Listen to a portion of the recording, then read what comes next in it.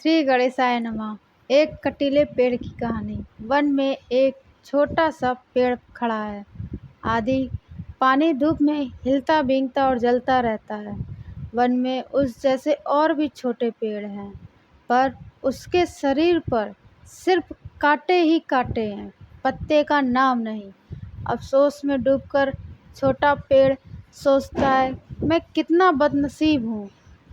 इस वन में मेरे साथियों के शरीर पर कितने सुंदर और हरे भरे पत्ते हैं, और विधाता ने मुझ अभागे को केवल कांटे ही कांटे दिए हैं। सब डरते हैं मुझसे, कोई मुझे नहीं छूता, जिससे कहीं उसके नरम हाथों में कांटे ना गड़ जाएं। ओह, कितना अच्छा होता अगर दूसरे पेड़ों की तरह मुझ पर भी पत्ते होते, सुंदर पत्ते, सोने की तरह चमकीले पत्ते। पर उसके मन की व्यथा को कौन समझेगा, इसलिए अपने मन की व्यथा को मन में ही दबाए सो गया कटीला पेड़। संयोग से उस समय नंदी पर सवार भगवान शिव व जगत जननी माता पार्वती जी भ्रमण करते उस पेड़ के पास से निकल रहे थे। माता पार्वती जी ने भोलेनाथ से कहा, क्यों ना इस कटीले पेड़ का दुख दूर किया जाए। भोलेनाथ जी बोले, जो जैसा भी उसी में ही सुख होता है। अब तुम्हारी इच्छा भी है तो कृपा कर ही देते हैं। अगले दिन सुबह सूरज की सुनहरी रोशनी छा गई जंगल के पेड़ों पर, और आश्चर्य, सूरज की रोशनी में उस छोटे से कटीले पेड़ पर नए नए पत्ते चिलचिला रहे हैं। भगवान भोलेनाथ ने कटीले पेड़ की प्रार्थना सुन ली। खुशी से फूला न समाया पेड़, इस वन में किस पेड़ में है उस जैसे सुनहले पत्ते। दिन का सूरज सांझ के अंधेरे में छिपने लगा।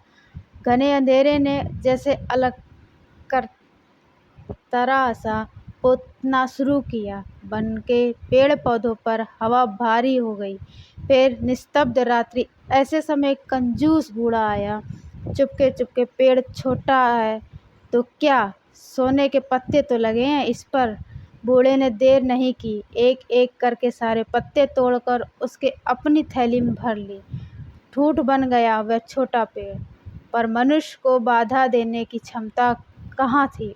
उसने तभी गहरी सांस खींचकर सोचा, छोटे पेड़ ने कितना अभागा हूँ मैं, पर हाँ, इतने सुंदर सुनहले पत्तों को देखकर उस बूढ़े के हृदय में लोभ उत्पन्न होना भी स्वाभाविक था।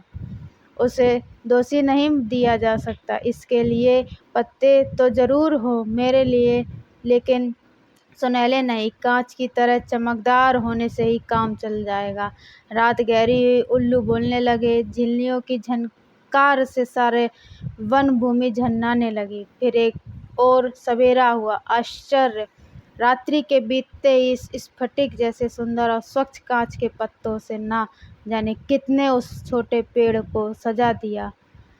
सूरज की रोशनी में हीरे की तरह चमकने लगे थे पेड़, और जब वे सुबह की मंद बयार से हिलते तब वनभूमि एक मृदु मधुर ध्वनि से भर जाती। खुश तो हुआ ही कटीला पेड़, घमंड भी हुआ उसे।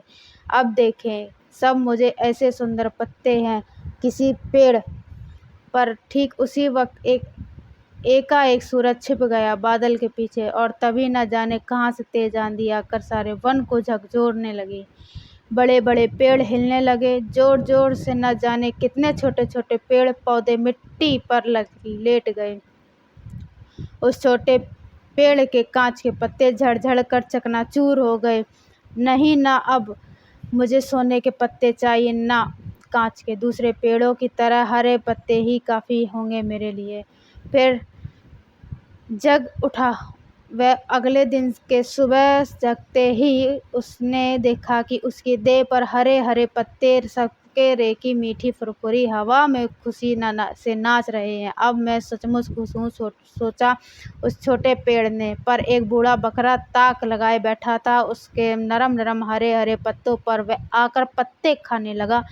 छोटा पेड़ चुपचाप देखता रहा। बकरे की हरकत और बर्दाश्त करता रहा अपने दिल की तकलीफ, लेकिन बकरे को पेड़ की तकलीफ की क्या परवाह। उसने सब पत्ते खा लिए, एक ठूंठ बन गया वह पेड़। दुखी होकर उसने कहा, दत्त तेरे की नहीं चाहिए मुझे पत्ते, न खोने न सोने के, न कांच के, न हरे नहीं चाहिए, मुझे कुछ भी नहीं चाहिए। इन पत्तों से तो पुराने कांटे ही बहुत अच्छे थे। सो गया कटीला पेड़। फिर रात बीतने पर सवेरा हुआ। आंखें खोली कटीले पेड़ ने, पुराने कांटे फिर निकल आए हैं उसके शरीर पर, लेकिन अब वह छोटा कटीला पेड़ कांटों को लिए ही खुशी से खड़ा रहा। उधार ली हुई संपत्ति या सौंदर्य से अपना जो कुछ है उसे लेकर सिर ऊंचा किए खड़े रहना कहीं अच्छा है।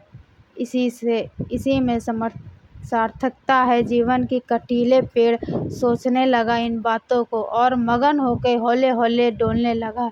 जय भोलेनाथ की। प्लीज़ लाइक सब्सक्राइब के साथ एक प्यारा सा कमेंट भी।